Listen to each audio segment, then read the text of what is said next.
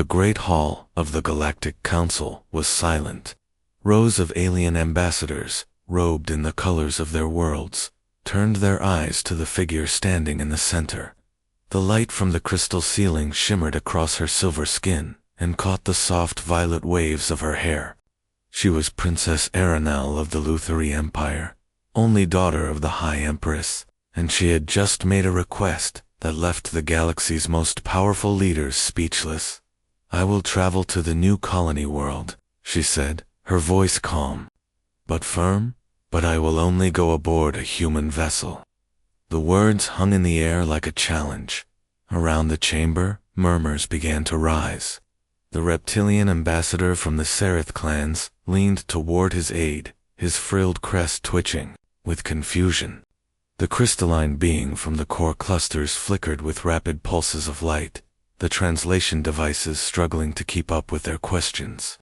The council was made of many species, and most had traveled the stars for centuries, mastering technologies that humans had only recently begun to touch. Why, then, would a royal of the mighty Lutheri choose humans, primitive, unpredictable, sometimes reckless? The human delegation sat at the far side of the hall, their banner a simple blue and white emblem. Captain Elias Ward, their representative, was a man who had seen his share of battles and long journeys between the stars. He was not one for royal affairs, and certainly not one to escort a princess. Still, he couldn't hide the faint lift of his eyebrow at her words. The speaker of the council cleared his throat. "Princess Aranel," his voice boomed, "this is highly irregular. Human vessels are not equipped with the luxuries befitting one of your station. There are safer, faster, more suitable means of travel."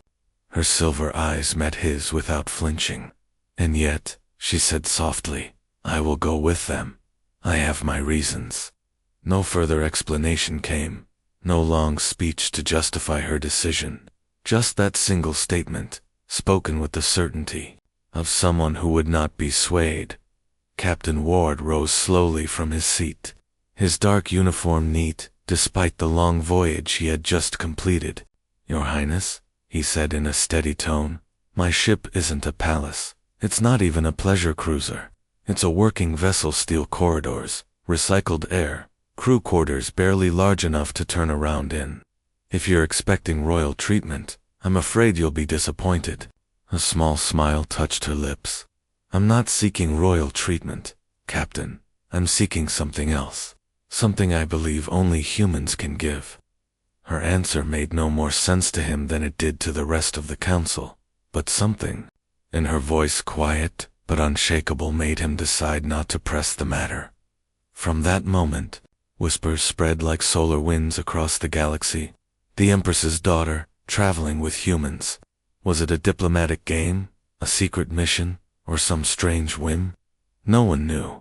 3 days later, under the pale light of the station's docking bay, the Horizon's wake prepared for departure. It was not the kind of ship one would imagine carrying a princess. The hull bore scars from past battles, and the paint had faded under the constant glare of alien suns. Yet its crew stood proud, lined up to receive their unexpected passenger. When Aranel appeared at the bay entrance, dressed in a simple travel cloak rather than the jeweled robes of her court, the crew straightened in surprise. She carried no grand entourage, only a single attendant to handle her small luggage. Captain Ward stepped forward, his boots echoing on the metal floor. "Welcome aboard, Princess," he said. "I still don't know why you chose us, but we'll get you to your colony world in one piece." She looked at him with a calm, almost knowing gaze. "I chose you because humans are different." He tilted his head, half curious, half amused. "Different good, or different bad?" "Different brave," she answered, and for the first time since her strange request. Captain Ward thought he saw the truth flicker in her eyes. There was a story there, hidden beneath the royal calm. A story he might discover during the long voyage ahead. As the boarding ramp closed and the ship's engines hummed to life, The galaxy could only wonder what would happen when a princess of one of the oldest empires traveled the stars aboard a vessel crewed by humanity's bold, unpredictable children. The journey had begun. The horizon's wake was nothing like the shining royal ships of the Lutheri fleet. It had no silver-plated halls, no towering crystal windows, no floating gardens filled with rare flowers. Instead, it was steel and alloy, its corridors narrow and lined with pipes, its floors worn smooth by years of boots and tools. But to Captain Elias Ward, this ship was home. Every dent in its walls had a story. Every hum of its engines was like the steady heartbeat of an old friend. Princess Arena stepped inside with measured grace. She did not wrinkle her nose or glance around with disdain, as many of the galaxy's nobles might have. Instead, she took a slow breath, letting the recycled air fill her lungs. Her eyes roamed the ship, taking in its imperfections as if memorizing them. The crew, gathered near the entrance, shifted uncomfortably. They were used to diplomats and traders, even alien engineers, but a royal was something else entirely. "This way, Princess," Captain Ward said, gesturing down the main corridor. She walked beside him without fuss. "Your ship feels alive," she remarked after a few steps. He glanced at her. "Alive? It's just metal, wiring, and fuel." She shook her head slightly. "No, it feels like it remembers.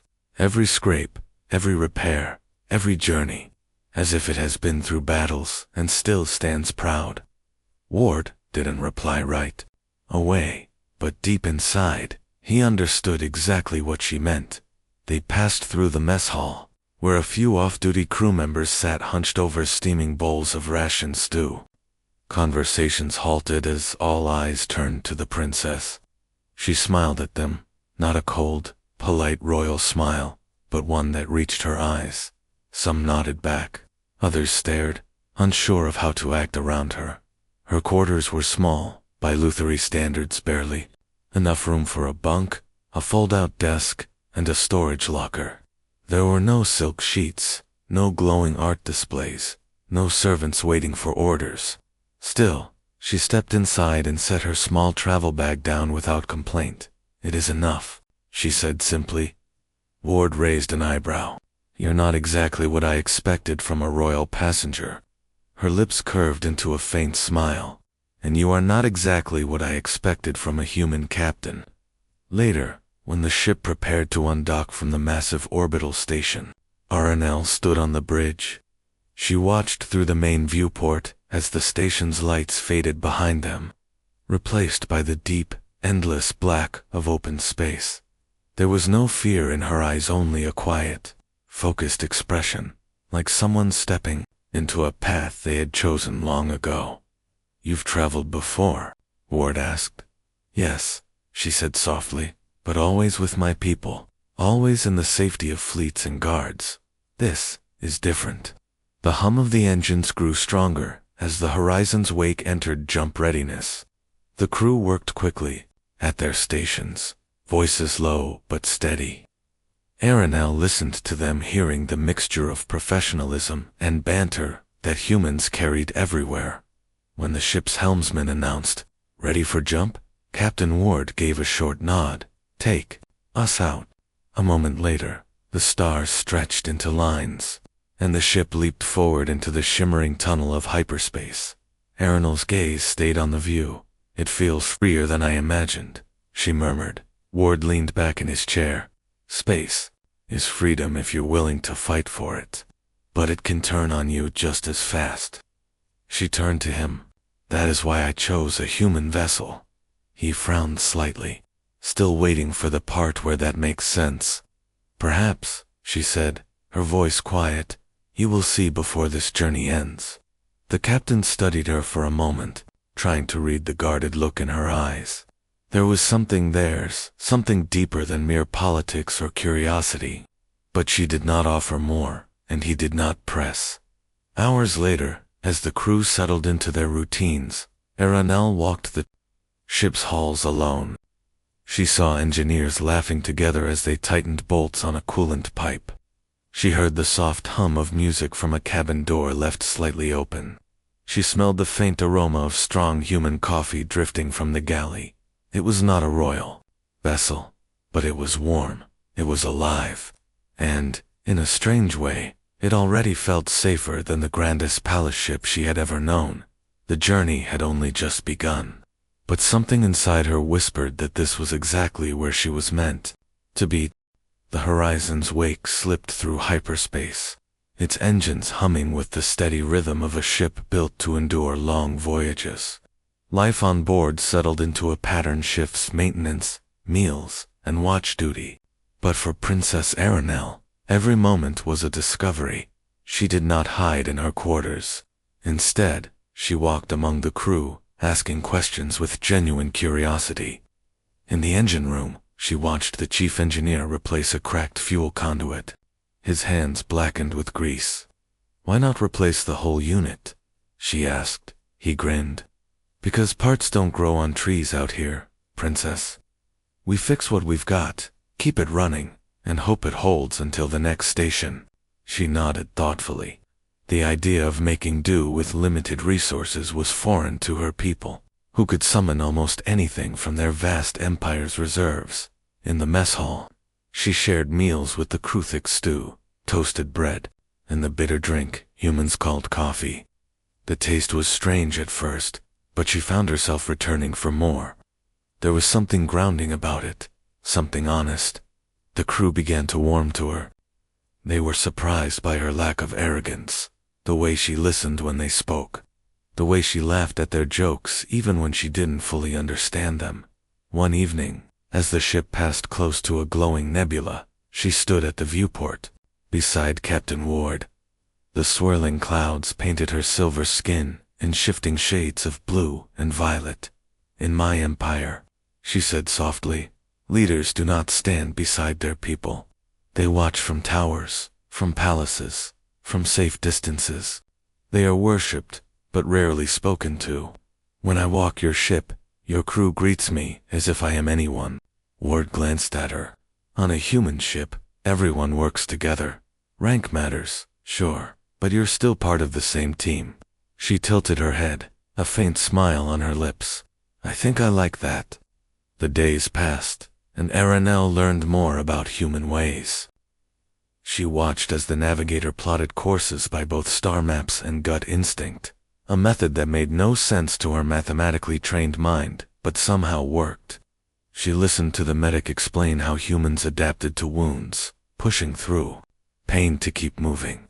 She even joined a small group in the cargo bay for a late-night game involving cards, laughter, and the occasional groan of defeat. But it wasn't all light moments. The ship had its share of tension: arguments over repairs, worries about fuel reserves, the ever-present hum of potential danger beyond the hull. Aranel noticed how quickly humans could disagree, and just as quickly forgive. One night, she lingered on the bridge long after her shift as a guest observer had ended. Ward was at the helm, alone, sipping from a metal mug. "You never stop watching," she said quietly. He shrugged. "In space, trouble doesn't send an invitation. You have to be ready for it." She studied him for a long moment. "Is that why humans are called dangerous?" Ward smirked. "Maybe, or maybe it's because we don't know when to quit." She didn't reply, but something in his words stayed with her. Later, lying in her bunk, she thought about her choice to travel with humans. The council had called it foolish. Her mother had called it risky. But so far, she felt neither foolish nor unsafe. Instead, she felt alive in a way she never had before. The horizon's wake was not perfect. The walls rattled when the engines strained. The air recyclers sometimes gave off a faint metallic taste. The bunks were narrow, the lighting dim. And yet, in the small smiles of the crew, in the easy way they looked after one another, there was something more valuable than perfection. She was beginning to understand what that was. What she did not yet know was how quickly that lesson would be tested, how soon the void would reveal its teeth, and how her journey aboard a human vessel would become more than just a choice. It would become a fight for survival. The Horizon's Wake had been traveling for nearly 2 weeks without incident. The crew had grown used to the presence of the princess, and she had grown used to the rhythm of human life in deep space. But the void was never peaceful for long. It began as a faint blip on the long-range scanners, just a shadow at first, barely noticeable. The navigator frowned and adjusted the display. "Captain, we've got movement. Not on any registered routes." Ward walked over, his eyes narrowing. The shadow was growing. "Any ID?" "Negative," the navigator replied. "No transponder signal. Closing fast." Ward's voice hardened. "Yellow alert. Bring everyone to stations." The change in the ship was immediate. Conversations in the mess hall stopped mid-sentence. Crew members dropped tools and hurried to their posts. The hum of the engines deepened as power was rerouted to shields. Princess Aranel, who had been in the observation deck, arrived on the bridge moments later. "What is it?" she asked, her voice calm but curious. Ward kept his eyes on the display. "Pirates." Her silver brows lifted slightly. "I thought piracy was rare in this sector." "It is," Ward said grimly. "Which means they're desperador. They've been paid to be here." Minutes later, the pirates appeared on the main view screen. 3 black, jagged ships, their hulls bristling with weapons.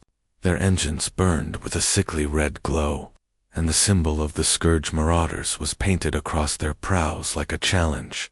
A voice crackled over the comms, harsh and mocking. "Horizon's Wake, you are carrying valuable cargo. Cut your engines, lower your shields, and we might let you live." The crew exchanged glances. They all knew what the valuable cargo was. Ward's jaw tightened. Not happening. The pirates didn't waste time. Beams of plasma fire streaked toward the Horizon's Wake, slamming against the shields and making the deck shudder beneath their feet.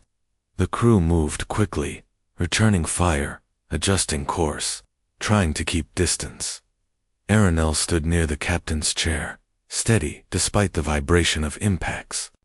"You fight without hesitation," she said quietly. Ward didn't look at her. In space, hesitation gets you killed. Another volley of fire hit the shields, forcing the ship to roll sharply to port. Sparks burst from a console near the helm, and the smell of burned circuitry filled the air. The pirates were faster, heavier, and better armed. The Horizon's Wake couldn't win in a direct fight. Ward leaned toward his helmsman. "Take us toward asteroid field, Alpha 7. Maybe we can lose them in there." The ship veered sharply, engines straining. The asteroid field loomed a chaotic maze of spinning rock and ice. Lit by the distant light of a dying star, the comms crackled again. But this time it wasn't the pirates, it was the princess. She had stepped to the side console and opened a channel herself. Her voice speaking in a flowing, ancient language the crew didn't understand. Ward shot her a sharp look. "What are you doing?" "Invoking the right of royal passage," she replied without pausing. "Even pirates know the old codes. My people's laws state that no vessel carrying a Lutherie royal may be attacked without consequence." Ward almost laughed bitterly. "And you think they'll care about consequences?" The pirate leader's face appeared on the screen's guard, sneering, eyes glinting with greed. "Royal blood, huh? That changes things. We'll spare your crew. If you hand over the princess." The bridge went silent. Ward stood slowly. "Not happening." The pirate's grin widened. "Then we take her by force." The transmission cut, and the enemy ships surged forward. Aranel turned to Ward. "If giving myself up will protect your crew, I will do it." "Not a chance," Ward said sharply. "On a human ship, we don't trade lives. Not yours, not anyone's." Her eyes softened, but there was a weight in them now. She had chosen this ship for a reason, and here was that reason, staring her in the face, the humans' stubborn refusal to abandon their own. The asteroids loomed larger on the view screen. The Next few minutes would decide whether they escaped or died in the cold dark between the stars. The asteroid field was a wall of tumbling rock and glittering ice, a swirling maze where one wrong turn could rip a ship apart. The horizon's wake dove toward it at full speed, engines roaring. Behind them, the pirate ships closed in, their red thrusters burning like angry eyes in the darkness. The crew worked with quiet urgency, each person locked into their role. The navigator called out course adjustments. The gunners fired short bursts to keep the pursuers at a distance, and the engineers rerouted every bit of power they could spare into the shields. But the pirates were relentless. Their weapons struck, again and again, making the hull groan under the strain. A sharp hit rocked the ship so hard that Princess Uranel had to grab the back of the captain's chair to keep from falling. She looked at Captain Ward. You cannot outrun them forever. The asteroid field will slow you down as much as them. Ward didn't take his eyes off the controls. Maybe, but I'm not giving them you. Her voice dropped, quiet but steady. If I surrender myself, they will leave you. You can save your crew. Not an option, Ward said immediately. His tone was final, almost fierce. The chief engineer's voice crackled over the comms from below decks. Captain, we can't take many more hits. Shields are down to 20%. One more direct blast, and his words were cut off by another violent impact that sent sparks flying across the bridge. Uranel steadied herself. Captain, in my people's history, rulers gave their lives to protect their fleets. That is our way. This, she gestured to the bridge, the crew, the ship. This is my fleet now. Let me do what I must. Ward finally turned to face her, his expression hard. Listen to me, Princess. On a human ship, we fight for everyone. We don't leave someone behind just because it's easier, and we sure as hell don't hand over our friends to save our skins. Her breath caught. Friends. Yes, he said without hesitation. Something warm and sharp bloomed in her chest. For a moment, she didn't feel like a royal or a diplomat. She felt like part of this crew. The pirates weren't waiting. Their lead ship surged forward, weaving between the asteroids with dangerous skill. Plasma fire lit up the darkness again, a blast narrowly missing the horizon's wake and instead smashing into a huge chunk of ice, sending glittering shards spinning in all directions. The navigator swore under his breath. They're faster in here than I thought. Ward's mind raced. They couldn't keep dodging forever.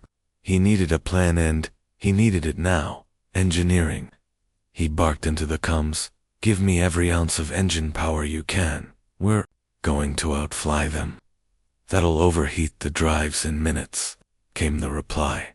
Then we've got minutes to win, Ward said. The ship lurched as the engines kicked into overdrive.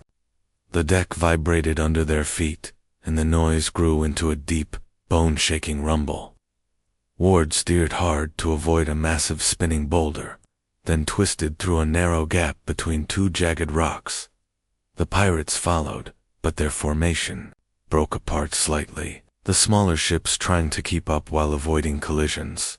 Arano gripped the edge of the console, watching Ward work. His hands moved with precision, but there was something wild in the way he flew, a human mix of calculation and instinct. She understood now why they were called unpredictable. Another blast rocked the ship, this one close enough to make the lights flicker. The navigator glanced at the captain. They're still closing in. If they can't hit us, they'll just keep chasing until they won't. Ward cut in, a sudden spark in his eyes. Helm, prep the decoys. Gunnery, lock on to the biggest rock you can find. Seconds later, a massive asteroid loomed ahead, spinning slowly in the void. Ward timed the approach perfectly, slingshotting the ship around its edge, then releasing the decoys to mimic their energy signature. The horizon's wake dove into the shadow of the asteroid, while the pirates chased the false targets straight toward another cluster of rocks. The trap worked better than expected.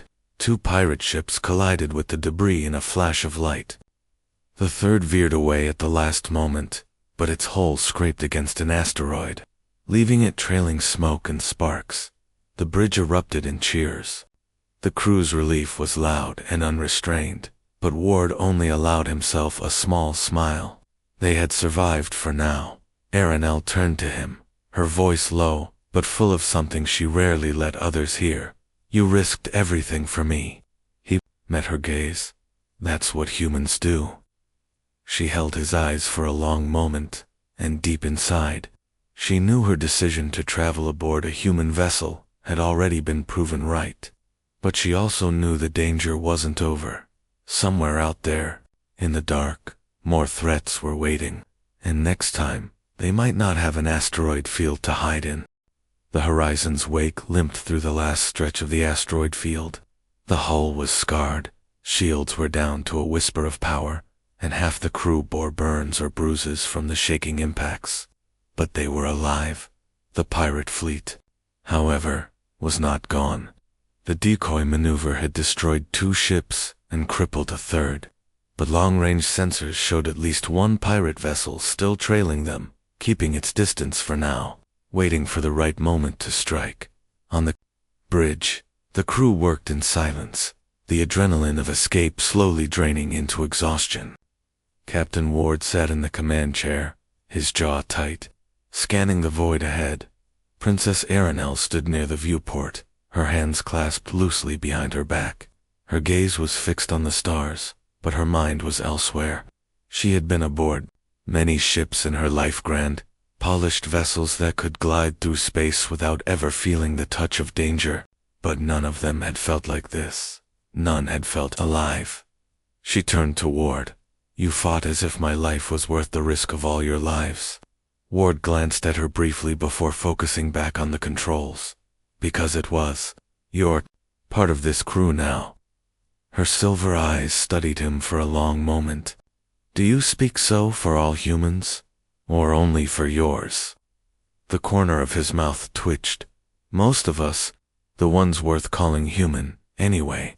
The conversation was interrupted by the navigator's urgent voice. Captain Pirate Ship, closing in again. They're trying to cut us off before we hit the colony's defensive range.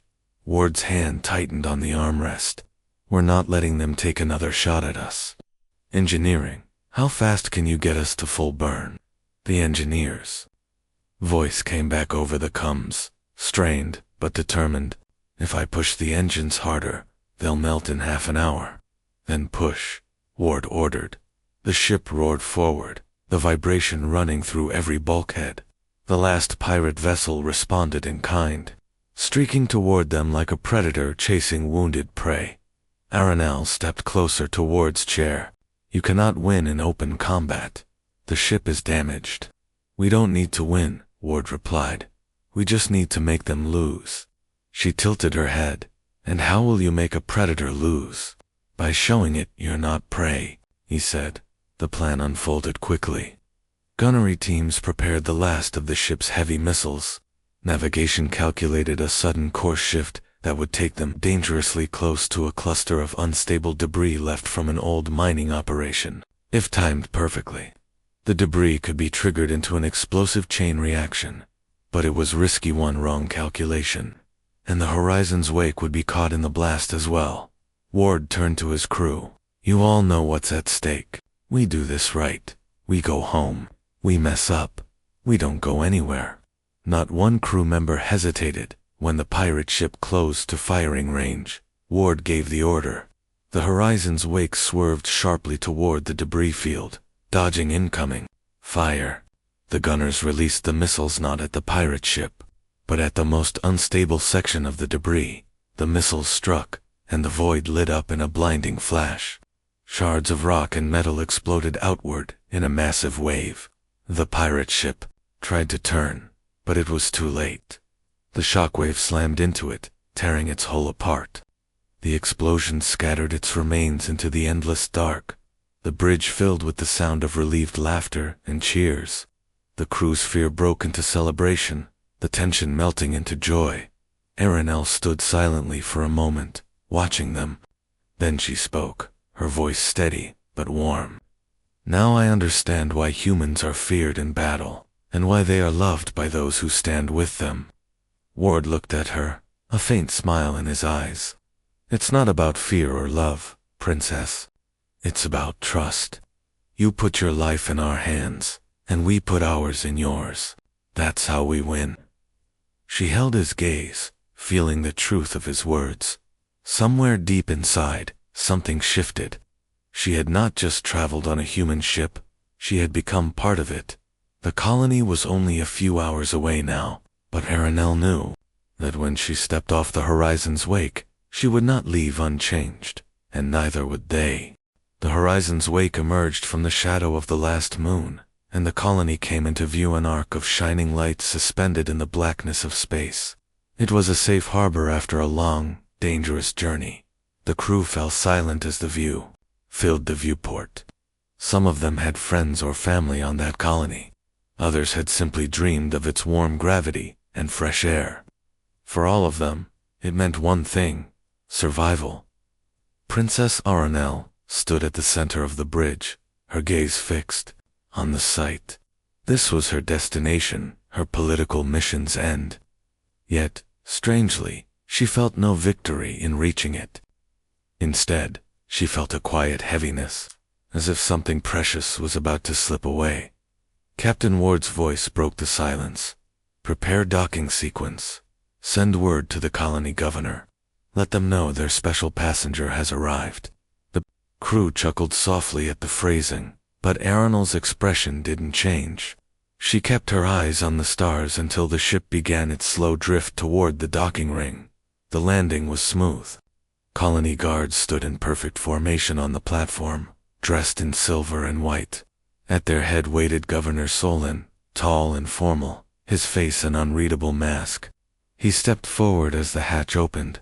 Princess Aranel, he said, bowing slightly. Your people will be relieved to know you are safe. Aranel stepped out, but instead of answering, she looked back over her shoulder at the crew of the Horizon's wake. They stood in the hatchway smiling, bruised and proud. Her voice was quiet, but steady. It is not safety alone that matters, Governor. It is how one arrives there. Governor Solon looked faintly puzzled, but he gestured for her to follow. She did not move. Instead, she turned fully to face Captain Ward. When I boarded your vessel, I thought humans were simply reckless wanderers, creatures who threw themselves into danger without care for consequence. Ward gave a small grin. Not entirely wrong. Her eyes softened. But I have learned you are more than that. You are loyal beyond reason. You fight not because you must, but because you refuse to leave anyone behind, and you carry something rare across the stars. Hope. The words settled over the crew like a warm blanket. Ward inclined his head. And you, Princess, are not the distant ruler I imagined. You're braver than most soldiers I've served with. For a moment, neither of them spoke. The noise of the colony, the guards, the hum of the docking platform, faded, leaving only the weight of the moment. Finally, Aranel said, "This will not be the last time I travel aboard a human vessel."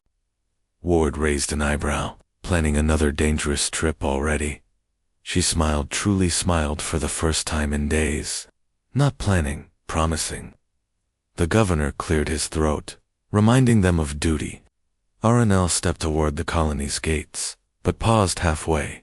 Her silver eyes swept the crew one last time, committing their faces to memory. Then, in a voice meant for them alone, she said, "You have my eternal gratitude, and my friendship should you ever call upon it." The crew saluted her in their own way, some formal, some casual, but all heartfelt. Ward watched as she walked away, her tall figure framed by the glowing lights of the colony. He knew the chances of crossing paths again were slim, but in this strange, unpredictable web of the galaxy, promises like hers had a way of finding their moment. Later that night, back aboard the Horizon's wake, the crew gathered in the mess hall. There was laughter, the clink of mugs, and the relief of being alive. Yet Ward found himself looking at the empty seat where she had sat during meals. The seat would remain empty for now. But he suspected, deep down, that it wouldn't stay that way forever, far above the colony. A small beacon blinked in the darker Knoll's private communicator, locked onto the Horizon's Wake's frequency. It was a silent reminder, floating in the void. She would journey with them again, and when she did, the stars would once again bear witness to the strange, unshakable bond between a human crew and the alien princess who chose them.